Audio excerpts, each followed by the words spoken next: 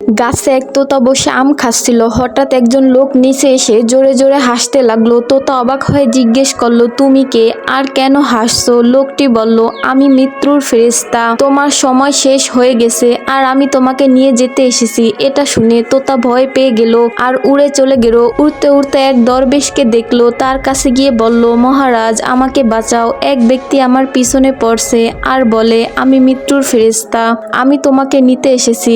দরবেশ বলল, তুমি আমার হাতের উপর বসো, আমি তোমাকে 7 সমুদ্র পার করে এক গুহায় পৌঁছে দিব, সেখানে তুমি নিরাপদ থাকবে। তোতা দরবেশের হাতে বসে পড়ল। দরবেশ চোখের পলকে তাকে সমুদ্র পার করে এক গুহায় পৌঁছে দিল।